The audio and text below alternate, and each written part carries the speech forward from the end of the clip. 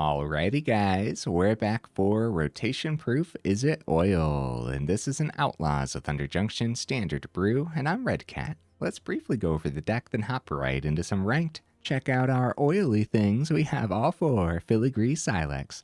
This is a 2-mana legendary artifact. You can tap it to put an oil counter on it. You can tap it, sack it, destroy each non-land permanent with mana value equal to the number of oil counters on it. Or you can tap it, remove 10 oil counters from among permanents you control, and sacrifice the Sylex. It deals 10 damage to any target. That's pretty cool, man, and I don't think it's going to be unheard of in here to actually get to activate that bottom ability and maybe have a chance of copying that bottom ability with something like Return the Favor, for example, or our top end here, Virtue of Knowledge as well. That adventure side is Vantress Visions for 1 and a blue instant speed, copy target activated or triggered ability you control. You may choose new targets for the copy. Beautiful stuff, man. And then the enchantment side of this is if a permanent entering the battlefield causes a triggered ability of a permanent you control to trigger, that ability triggers an additional time. Nice. So that's going to pair nicely with Urabrask's Anointer. A 4-mana 4/2 artifact creature. When it ETBs, it deals X damage to any target where X is the number of permanents you control with oil counters on them, which is hopefully at least 3 at that point by the time the Anointer actually comes down, and hopefully more than 3 at that point too. This is also kind of one of our pieces of removal. Even though I'd rather hit the opponent's face with the Anointer, there's probably going to be plenty of moments where that any target is really going to come in handy. So other oily things packed into the build, we have all 4 Urabrask's Forge. Nice, this will do the thing. We have all 4 Tablet of Completion as well, acting as a bit of ramp and card draw. We have all 4 a Churning Reservoir as well. At the beginning of our upkeep, we get to put an oil counter on another target, non-token artifact, or creature you control. Neat. So it does say a non-token, which will actually matter because we do have ways to make token artifacts in here, like 3 steps ahead. That middle ability, of course, with the spree cost of +3, create a token. That's a copy of target artifact or creature you control, which is actually just going to be perfect in here because you could like copy the Anointer, get that ETB again, or copy the Urabrask Forge, and that just seems completely ridiculous, right? There's also going to be plenty of moments where you just use 3 steps ahead as card draw or a counterspell as well. And since we have some counters packed in, a little bit of tempo like Serum Snare should go the extra mile, especially with that Proliferate. We do have more ways to proliferate with Experimental Augury, also helping keep our hand nice and stocked up. Is that everything already, guys? Oh my goodness. No, it's not. Brotherhood's End also making the cut because survival is important. Just note that that bottom ability probably won't be activated too much because that'll hit all of your artifacts too, and your artifacts are very precious in this build. Over in the mana base, we have all 4 Monumental Facades entering with 2 oil counters on it, and then you can tap it, remove an oil counter from Monumental Facade, and then put an oil counter on target artifact or creature you control. Beautiful stuff. We have a whole bunch of dual land because I think this deck is going to be surprisingly greedy when it comes to the mana, so we have a couple Thundering Falls. We do have a Restless Spire, and then opting for the fast land with all 4 Reef and all 4 Canals, leaning a little bit towards the mountains because that's what the deck is leaning towards. Okay, important honorable mentions. Both of these almost made the cut. Molten Duplication could have been pretty cool in here, like copying that Anointer or the Forge for a turn, or Filigree Sylex to activate the middle ability maybe. Something I considered for sure. And then Simulacrum Synthesizer, not this time around, although I think it could have been pretty neat. Okay, guys, I do my dandiest to save the more in-depth discussion for the end of the video. In the meantime, let's go ahead, take this into some ranked, and see how we do.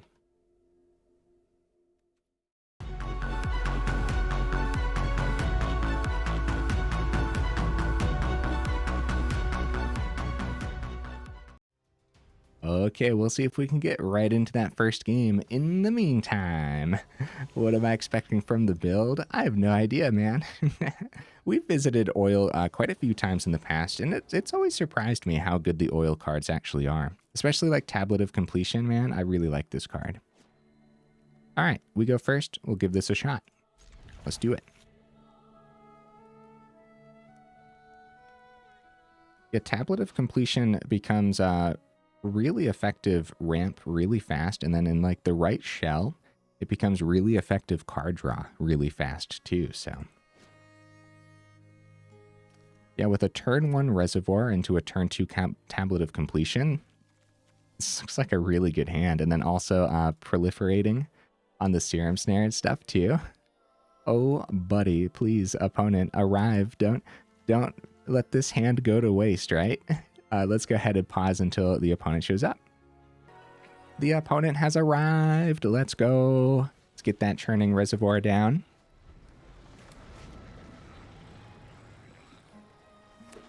All right, we got a Plains from the opponent and a pass. We can get the Facade down, sure. The Mountain's fine draw as well. All right, let's get the Tablet of Completion down. You could do the top ability at instant speed too, or we could just tap it to get it out of the way. That's also fine.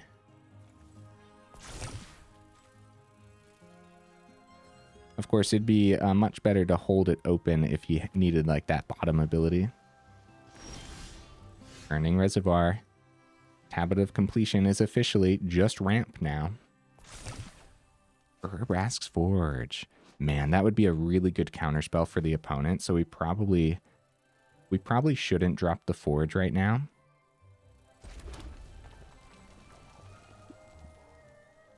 Right? I don't think so. I'm gonna play.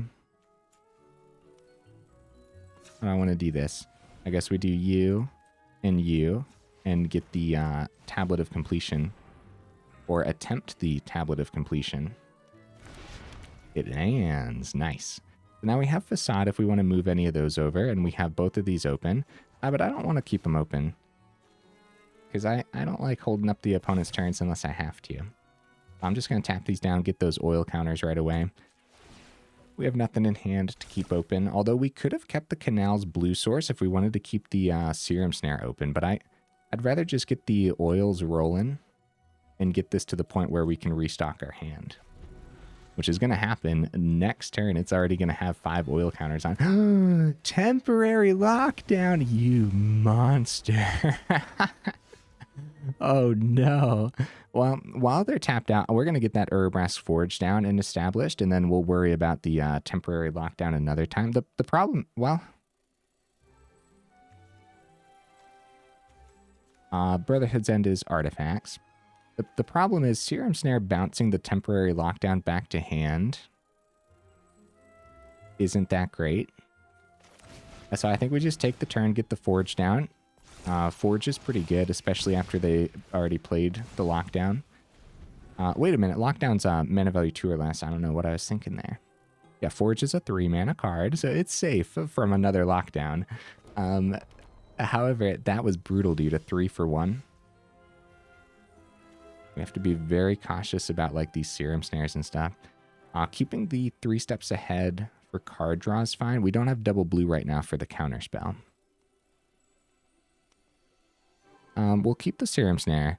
We'll just go Facade. We'll pass an oil over to the Forge.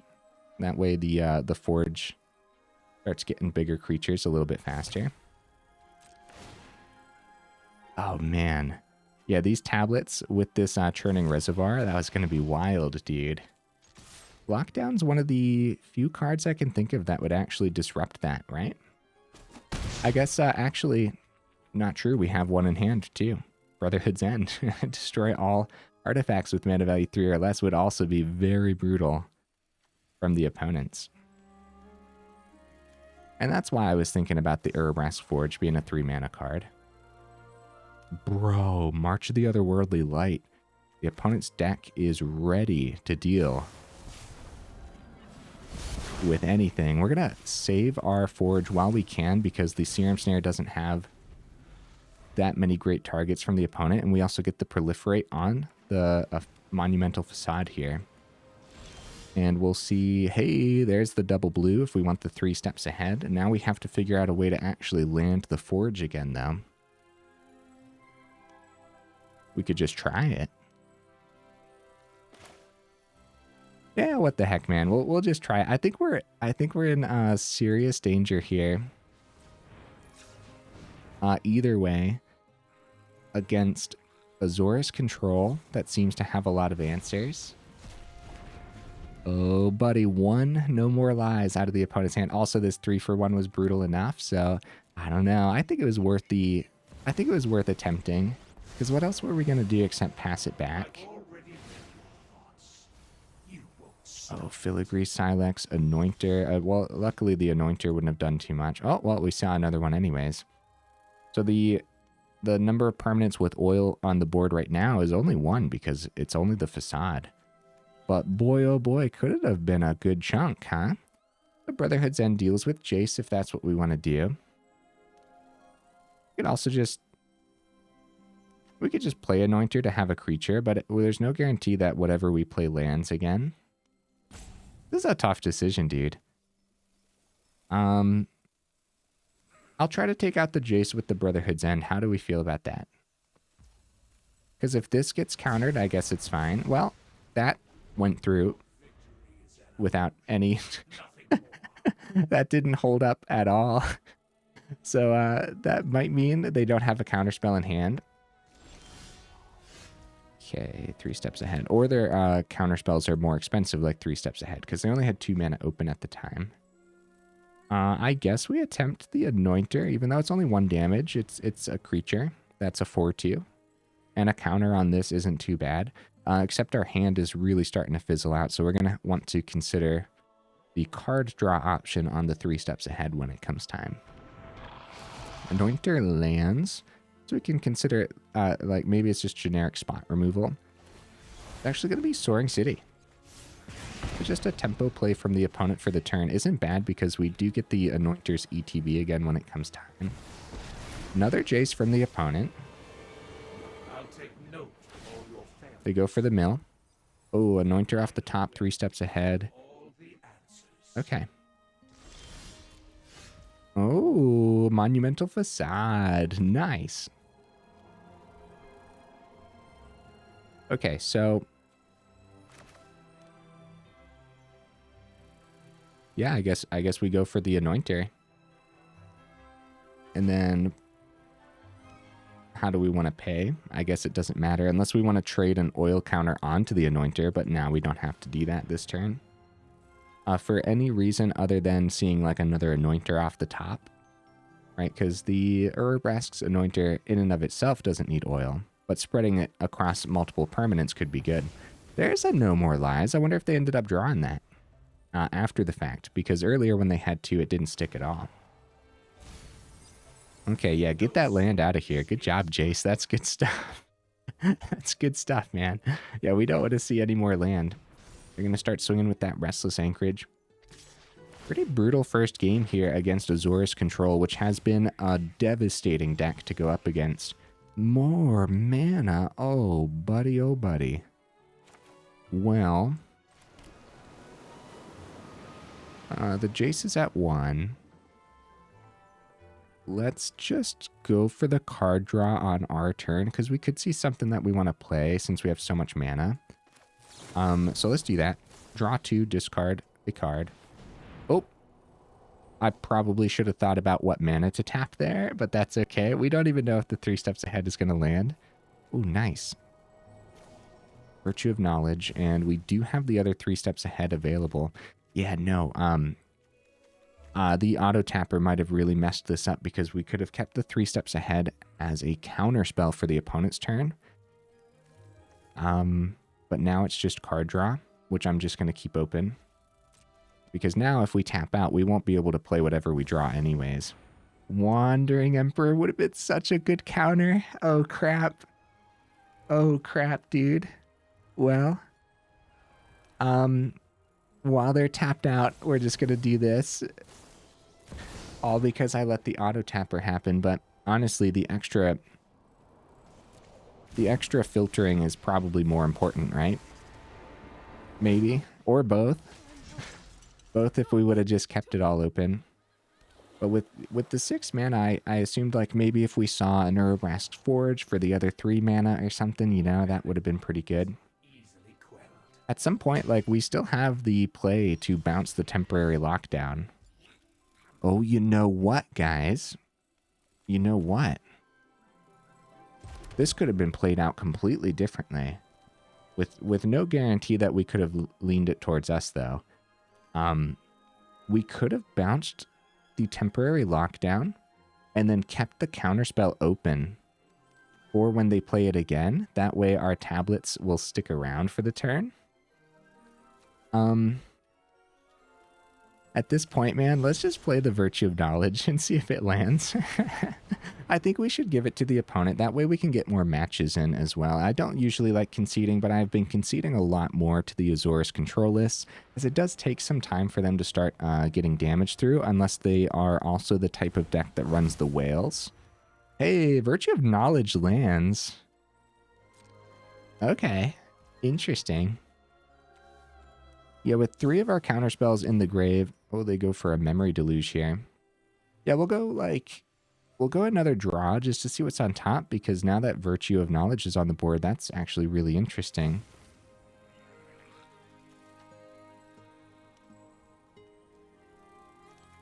We only have the Serum Snare open here because the spree costs on this make this a 3-mana card.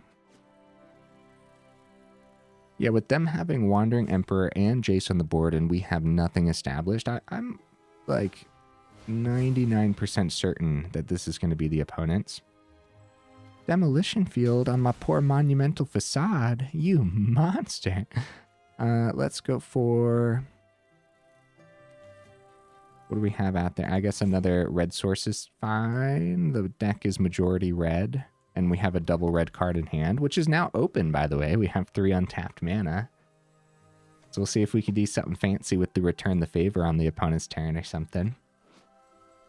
We can go +1, copy target instant spell, sorcery spell, activated ability, or triggered ability. You may choose new targets for the copy. Which actually, if we would have kept 3 open, that would have been great on the Memory Deluge, for example. And then, right, because we would have copied the Memory Deluge, so we would have been the ones drawing. Or there's the bottom ability for the +1. Change the target of target spell or ability with a single target. Okay. So we could grab like a 2/2 there, right? Celestis, okay. I definitely want something better with the Return the Favor. Like a full-blown Memory Deluge would be crazy. Map token. Demolition Field off the top. Oh no, our other Monumental Facade. They go plus on the Jace. Our plans are beyond your It actually kind of looks like they might be able to get enough damage through, but I don't know. It still might take like another 5 turns or so. Come on, give us a good target for that Return the Favor. Not this time, they say. 3 steps ahead. Wow. That's a good draw, especially after it took me a while to see. Hold up. What a retap. Boo. Oh my goodness, dude. Be very careful with the auto tapper. It's going to tap our other blue source so we wouldn't have the double blue for the 3 steps ahead. We're going to do this on our turn, dude. We're just going for it. We want the double blue to stop a counterspell. Or we want our counterspell open to stop the temporary lockdown is what I was trying to say there. So we really don't want to tap 3 for like the Return the Favor or anything. Even though that would be pretty cool to copy the Serum Snare. Soul Partition the Virtue. Okay. That's not bad. We get to play the Adventure side for 4 mana. Yeah, we definitely just want to counter the temporary lockdown. We can't tap these before the Proliferate, unfortunately. But we do get that Proliferate on the Monumental Facade, which is still pretty cool. And these can't do anything else for the turn, so we're just going to tap these down, get those oil counters. It wants to know if we want to copy these, essentially. That's why it's sticking right now. And then we'll keep the Monumental Facade open for now. And we're probably going to plug more onto the tablet. And see what the opponent ends up doing. Like, we're kind of just playing it out to kind of, like, see what the deck's capable of at this point, right? Always feel free to skip ahead, though. We do have chapters down in the description, or timestamps in the description, I guess they call them, and then chapters at the bottom of the video there, too. You can always skip ahead to the next game, because I think it is going to be the opponent's, but you never know, and we get to see some cool interactions here as well. There's the demolition field about to... This is activate only as a sorcery. Well, this is awkward. We just missed an oil counter, guys. Oh no. Oh no. Well, it's like I said though, at least we're pretty certain it's the opponents, so... Yeah, Monumental Facade specifically reads activate only as a sorcery. Now we do have 1, 2, 3. We have an extra 2. So we can go you, get a 1/1. Activate only if an oil counter was removed from a permanent you controlled this turn, or a permanent with an oil counter on it was put into the graveyard this turn, which was the Facade. Nice. We still have 3 steps ahead available. So they're gonna slam that temporary lockdown and be very happy about it. And we're gonna try to counter it. If they counter our counter, we'll concede. They go for the swing. I'm just gonna take the 4 for now.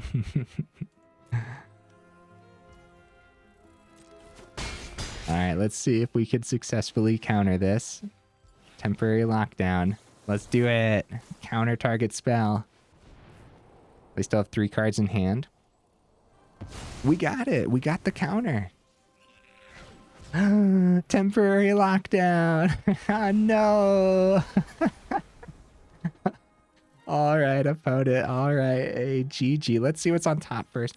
Oh, an Urabrask Forge was milled. Man, brutal stuff, huh? It's a Restless Spire. Hey, good game, opponent. Let's go ahead. It could still take them another 5 turns with their 2/2. Although, yeah, I mean, they're not really swinging with their Restless Anchorage that often, too. I guess they could start powering that up. And it could go a little bit faster, but nah. After, like, we saw a little bit of hope there at the end once we saw the other 3 steps ahead. But then the double temporary lockdown, that's brutal stuff. So for this build in particular, temporary lockdown is going to be horrible, but then also our opponents playing Brotherhood's End is going to be horrible for us as well. So all of that is something to consider at the very least. Opponent goes first. That probably means Brotherhood's End's going to be pretty good here, except we don't have any red sources. I see the opponent dropped the hello. We'll make sure to drop that hello in return. We got a mulligan this, unfortunately, guys. Oh, okay. We keep 6, and we send a canoe island. Yes, we send the island. Okay. Okay, this is not a good hand compared to the first one. Hello, opponent. They dropped the commando. Yeah, so we really wanted those Brotherhood's Ends, but without any red sources in hand and no guarantees to see double red sources 2 turns in a row, that was probably not keepable. And we're probably in danger without the Brotherhood's Ends, though. Okay, 3 steps ahead. Okay, we mulliganed. We got a keepable mana base, but a very, very slow. A very slow everything else, unfortunately. We are in big danger as they go for the explosion next turn. It looks like they're saving the Demonic Ruckus for that turn. It's our turn 3, guys. And this would be the turn where that Brotherhood's End would really come into play. However, next turn they have the Show Off and the Ruckus anyways. Alright, I guess it's just Forge, and we're probably dead. I think we're only gonna get those 3 turns. So, yeah, I think the only hope would have been the Brotherhood's End, and I don't even think that would have helped that much. We would have gotten rid of Etching and Swift Spear, but they had the Show Off, the Ruckus, and they also had Lightning Strike in hand. They still have another Mountain. We ended up at -2. So I guess it maybe could have saved us 1 turn. I guess. Yeah. A couple of games really showcasing the different ends of Standard there, huh? Azorius Control, then right up against Mono Red Aggro. Both of the decks equally brutal, just in different ways. Um, Unfortunately, our hand wasn't great. Should I have went down to 5 to find something that could have helped us survive a little bit better? Maybe. Maybe. I think that first hand actually, what that ended up showcasing was my point earlier when I said I feel like this deck is going to be surprisingly greedy with the mana base colors. All right, we're going to try this. We'll see what happens here. So far, the best hand was the first hand, and it got obliterated by temporary lockdown. Filigree Sylex. We keep the Serum Snare for the Swift Spear play, or we just get the Sylex down and establish 2. Fortunately, our tapped land made it so that way we didn't have the turn 1 Reservoir. And we'll keep the Sylex open because of the middle ability, which I don't think it's going to be doing too much right now. All right. They tapped out. We'll go ahead and put that oil counter on. And we have an option to, like, take out their 1-drops right now. No third mana off the top. 24 mana total in the build. Should be enough. We go Reservoir. We start stacking counters on the Sylex unnecessarily, potentially. Which is the same concept with proliferating, but we get to choose where we proliferate, so. I guess we go for oil counters. With the Anointer in hand, we're going to spread the oil a little bit off of the facade, since we have nothing else for the turn. Because of the Anointer. And then we want to keep it on the facade. And we're probably going to miss our 4th turn anyways. Dude, some really brutal games for this poor oil deck, huh? Squee coming down. Just based on the turn 1 and 2 there, we can kind of assume that we're not going to last that much longer. 6 damage coming through. So Sylex can pop the Swift Spear, and that's pretty much it. So I guess we just take it. We start just like rolling some oil counters on everything. We go on to Sylex. It'll be 3, so we could take out the Squee. We do see a 3rd mana. So we have 3 steps ahead. This is our turn 3 again, guys. This is one of the reasons why mono red is so incredibly terrifying right now. Because if you don't have anything in those first few turns, we do have the Serum Snare, though. We don't want to forget that, too. Likely dead next turn. They have Mishra's Foundry to power up. We got to keep the Serum Snare as tempo, right? I think so. And potentially pop the Squee with the Sylex, which is a little bit unfortunate. All right. 3 steps ahead for potential counter. Serum Snare for potential tempo. And, I mean, we also have Return the Favor. If they try to, like, Lightning Strike our face, we can change the target. Oh, crap. We should have popped the Squee before they got the Goblin. Looks like they're not playing anything else, too, right now. We really should have popped that Squee before the Goblin came about. But it's fine. It's fine. Then we have a 1/1 on the Reservoir if we want to do that. That's actually pretty cool, right?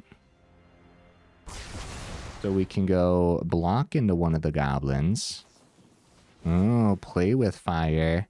Let's change the target of the Play with Fire from our face to the Swift Spear and see if we can successfully pop that Swift Spear. This is actually pretty cool, man. We are taking 1 from the pain. Maybe it's just Adversary instead, but if it's a Monstrous Rage, they get around this regardless. But if it's anything, including like a Lightning Strike, they'll get around the Play with Fire on the Swift Spear. So I guess we try Adversary. It lands. It was a Lightning Strike too, so I guess the prowess could have gotten over that. Canal comes out tapped, unfortunately. Let's play the Urabrask Forge for fun and just get a swing. Woo! Brutal, brutal games. 3 losses in a row against obviously very powerful builds. Do I believe in the deck list? After these 3 matches, do I think we can get there? Do we need a mid-video revamp real quick? More against mono red for 2 times in a row. We're thinking like, oh yeah, like more removal early game, that'll help us survive. But what happens when we change it up a little bit and then we go right back up against that Azorius control deck list, right? I don't know. Let's not change anything yet. Those were pretty tough matches. Those were tough matchups, I should say, right? Let's keep the ball rolling and see if just like the oil can actually establish itself a little bit. I think once we get past like the first few turns, if we actually have stuff on the board, right, and we don't get hit by that temporary lockdown or something, then I think what we establish is going to be huge. And I think actually overwhelming for the opponent as well. Opponent goes first. Let's keep this. I also think I could be playing it out a little bit better too. There's definitely some optimized or better plays that I could be doing or optimizing better. Like letting the Squee get the Goblin for the example. Mirrex for the Lunarch Veteran. Dropping the howdy. Howdy. And we are gonna go for the island. Yeah, this is a good hand, man. I can't complain about this. I like having Augury here, but we're gonna go Tablet for turn 2. Oh, they don't have additional white sources, so I guess this is gonna be Boros. And to not hold them up, I'm just gonna plug that oil counter right now. So we have all 4 mana we need for the Anointer, which is probably going to be used as removal, which is probably the first thing to drop down for more early removal, right? Drop down to 3 or 2 of these. Serum Snare, that's not terrific against the ETB abilities, but other than that, it's not bad. So Sylex for the turn.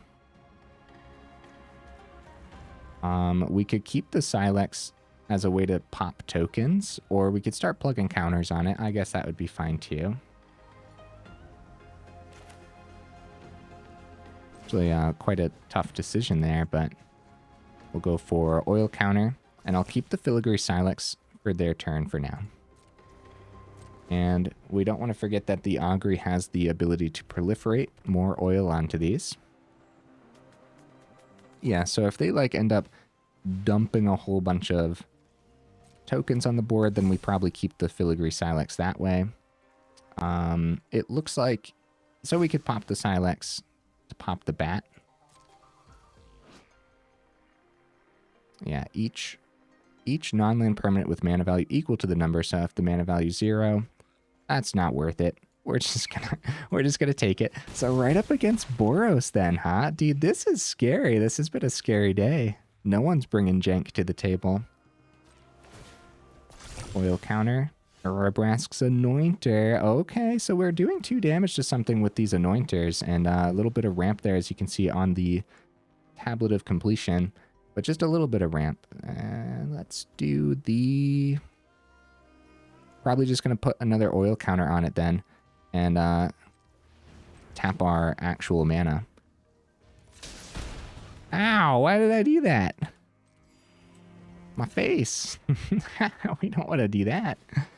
So we can pop the Evangelist, but then they get a bat. So I'd rather just like pop the bat, because if you pop the Veteran, they can bring it back as the Phantom. And we can block the Evangelist on the ground as long as they don't take out the Anointer with Case. Other than that, we still have Filigree Sylex to take out Veteran if we want to do it that way, or probably just going to end up putting oil counters on these. But we'll see what ends up happening. With War Leader's Call out there, we could die this turn easily, bro. Easily. 1 drop, and then Imodane's Recruiter, Full Swing, Evangelist buffs. That's where, if they go 1 drop, that's where we want to do that middle ability.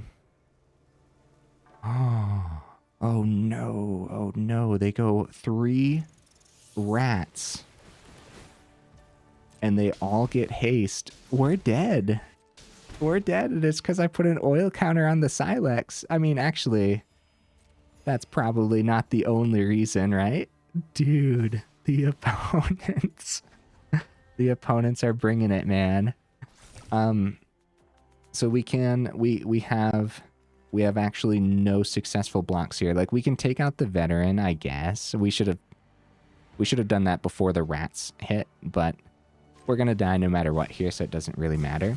We could take out the veteran. We have the block into the evangelist. Good game, opponent. Wow. Holy cow. I'm scared, guys. Send help. 4 losses in a row. I think we can get there. I still have a little bit of hope, a little bit of faith in the build. Right now, what it's feeling like is the deck is kind of stuck between like what it's trying to do. And I think if we leaned it a little bit further into control, then maybe it would have a better chance, right? Just really lean it into, is it control territory with a really light oil theme splashed in there? I think that could be pretty good, maybe. That's just based on the games we're seeing today, though, right? Oh, and I've really been enjoying the hands. We go first here. I think this is our chance, man. This is our chance. Let's redeem this build. We're going to keep the falls later because getting that tablet down is going to be huge. No way. Cacophony Scamp. Oh, crap. Oh, crap. The meta's so scary all the time. We're just going to tap this now so we're not holding up the opponent's turn. It's a really good turn 1 and 2 as we start getting that oil going so early. Like, tablet's already ramp now, so that's kind of insane, right? We don't have double blue on the board yet for the 3 steps ahead, but we do have the draw if we want. Island on the top, we're going to send. I don't think we need that right now. And Serum Snare is available as well as the 3 steps ahead. We keep all this open. Yeah, guys, this is our chance. The Scamp was scary, but they had a pretty slow turn 2 there.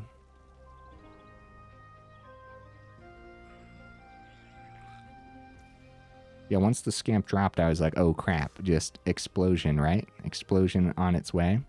So we're going to go for the Serum Snare. Serum Snare being a good tempo play here with a Proliferate. Because, like, you know, if it was damage or something, they could try to get it around that. Oh, Urabrask Forge after the fact. Get that oil counter. Yeah, so they don't get the extra oil counters on the Forge. So they were probably anticipating dropping a whole bunch of buffs onto the Cacophony Scamp there. I'm tempted by the Experimental Augury before anything else, but we could also draw on the Tablet of Completion before anything else too. That's probably pretty good. See what we see. Gonna be some mana, but it's tapped mana, unfortunately. We could keep the Serum Snare around with the Experimental Augury, and we unfortunately don't have the 3 open for the 3 steps ahead. That's probably okay. With the Tablet of Completion, it's kind of crazy how fast we were able to get this to card draw territory. Gonna go for Forge. Let's see that swing. They go for the swing. We're just gonna take the 1 if that's all they want to do. Let's see what else happens here. They go for Scamp. Okay. We're gonna save that Serum Snare for a different tempo. A different tempo turn. And go for the Augury. See if we can find something good here. Brotherhood's End could be really good, but not necessarily something we want to do right now. But I think it might just be the other Experimental Augury. Brotherhood's End gets around other creatures, but not the Forge. Or we could pop all the artifacts, which is actually just really bad for us, too. We're just going to grab the other Augury. Proliferate. Yeah, this Tablet of Completion has an insane amount of oil counters on it now. Another 3 steps ahead. Well, I'm going to start with the draw here on the Tablet of Completion. because that's just really good, man. Churning Reservoir. And we have three open for the counter spell. We have Serum Snare, we have Augury. We could just go Reservoir. If we keep plugging even more oil counters on the Tablet of Completion every turn, once we find our Sylex, it'll be pretty easy to pop for 10 damage. Okay. Alright, we'll do that. Yeah, the opponent's turns haven't been as fast as they want for sure, so just... We'll take it easy. Since we still have other stuff open here. Gonna be a lightning strike to our face. Okay. Down to 15. But yeah, this forge is a little bit scary, but we don't want to forget that we can also bounce the forge with the Serum Snare. But we want to, depending on what they do to the scamp, we want to bounce the scamp. No buffs. No buffs from the opponent. Yeah, I was expecting like Monstrous Rage 1 and 2, and then like that would be a really good bounce, but I think they're also anticipating that. And the festivities. I mean, we're still in danger, guys. We really are. Alright, let's go ahead and do the Experimental Augury. Brotherhood's End again, just hitting like the one thing isn't that great. Urabrask's Anointer is only doing 1 damage, but that's probably a pretty good grab. We get that Proliferate. That's 8 oil counters. That's 10 oil counters, although we can actually... Oh, that's neat, because we can give the Reservoir counters to each other. So that's even more permanence then for when the Anointer lands. I don't know if that's something we needed necessarily, but...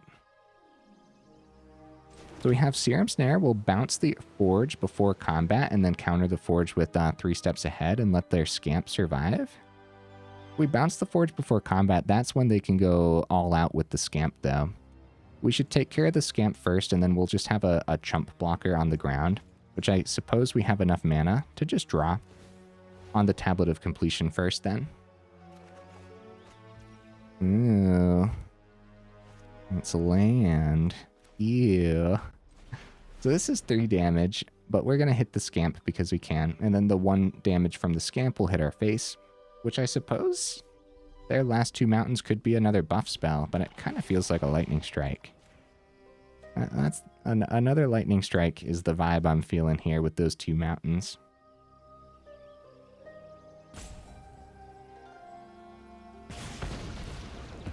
Got 1 damage to our face. Down to 10. Is it going to be removal for the Anointer? So lightning strike for the Anointer. How do you guys feel about that instead of hitting my face? Because Forge has trample anyways. So if we were planning on blocking, they were still going to get the 1 through. It's going to be an antagonize. Oh crap, dude. We could have died there easily. Wait, we could still die. We're dead. We're totally dead. Oh no, 100% loss rate. 5 losses in a row, guys. That's scary business. Let's go over this deck again because we are 43 minutes in. I feel like that was unlucky, but we definitely have to talk about the list being janky too, right? So, rotation proof. Is it oil? You poor thing. You poor little deck list. What happened out there? Tell me what happened. That's brutal, man. It's not the first deck that we've had 100% loss rate in video, but those matches were tough, dude. 5 games, 1 Azorius controlled deck, 3 mono red, and a Boros. This poor Is It Oil didn't stand a chance. We have a lot of really neat synergies packed in. I really like that the Filigree Sylex bottom ability, like you remove those 10 oil counters, you sacrifice it, deals 10 damage to any target. That is something you can copy with like the Return the Favor and the Virtue of Knowledge, the Vantress Visions. At least I hope that's how it works, because now that I'm thinking about it, it doesn't do that thing where you have to take another 10 oil off, right? They're kind of like worded it's worded in such a way like how the bottom ability says it deals 10 damage to any target. I think that's the part that gets copied, and that's the part that you would target again. So I believe that works with both the Virtue of Knowledge and the Return the Favor. I guess just in case, I mean, let me know in the comments because maybe I'm wrong. Outside of that, you can still use the Return the Favor and the Virtue of Knowledge on the Urabrask's Anointer ability, as well as being able to like plug extra oil counters onto stuff too, stuff like that. Today was a struggle, and I was making jokes about it, but oh buddy, put this one on the do not craft list, period. This is one of those times where we can blame luck. We can blame the brutal meta. But at the same time, bro, it can't all be luck. You know what I mean? Like, there's definitely ways where we can put a janky list together and still survive at least a little bit against mono red. And I also could have played it out a little bit better too. So what I'm thinking is when we return to oil in the future, probably going to lean it heavily into the control side of things. Really lean into that Tablet of Completion being a value card. Have the Filigree Sylex really just be in there for a board wipe, right? Have bigger, better board wipes outside of just the Brotherhood's end. Even this list could deal with more board wipes because worst comes to worst, you just filter them out with the 3 steps ahead. And 3 steps ahead really just slacking off today. How do you guys feel about this in here? It was really tough for me to actually figure out when to play this and what to play it as and when to counter or when to use it as a counter. And we could really feel that greedy mana base that I was talking about where you look at it and it's like, it's not that bad. But the double blue on the 3 steps ahead counter, double red on the Brotherhood's End, double red on the Return the Favor as well, where you have 4 Monumental Facades potentially holding all that up. As well as the ramp on Tablet of Completion isn't any color ramp, it is colorless ramp, very specifically there. But maybe like Is It Control with some top-end artifacts could be pretty cool. We do have a lot of really powerful top-end artifacts to try out in Is It. And outside of that too, like... Mightstone, Weakstone, right? That could be pretty good in a deck like this, but then at that point too, like you lean into the whole top-end artifact theme where hopefully the top-end artifacts just pull you back into the game, where you have that Mightstone, Weakstone, but then also the Cityscape Leveler on that top end as well, just for more removal. And both of those cards are more removal, so you can see like that mindset of going into more control. Would have been good for today, but it also completely strips the heart of the deck away as well, where we're really trying to pop off with the ETB on the Anointer and pop off with the bottom ability on the Sylex, which as we saw today too, it wasn't that hard to get a whole bunch of oils really rolling. Man, it's just too bad that first opponent had that temporary lockdown, because if they didn't, I honestly think that could have been the victory. The last opponent, their deck list was very clearly meant to be explosive, the antagonize and all that, right? So that's one where I definitely could have played it out better, played it out a little bit more safe. If I would have kept the Serum Snare open instead, we'd probably still be in that match, sweating about our last couple life points, right? So that's definitely something to consider. And there's some things in those matches too, where the ordering of things could have been a little bit more optimized. Luckily for me, I don't think if I would have optimized any of those plays that we actually would have come out of any of those games anyway. So we didn't end up getting punished, I don't believe, at least. You guys definitely let me know in the comments where we could have played it out better and where you think those victories actually could have come into play. Outside of that, once again, put it on the do not craft list. It is 110% rotation proof though, but this is probably not one that's going to get much better after rotation either. Just, again, based off of those games, I guess Boros is losing a little bit. I guess Mono Red's losing a little bit, like Play with Fire and stuff, but they're still going to be around. People are going to figure that out pretty fast probably. And even if for some reason they're not around, they're going to be replaced by equally as powerful decks for sure. And as far as the Azorius control goes, they're losing Wandering Emperor, and they'll probably just replace it with more removal or something.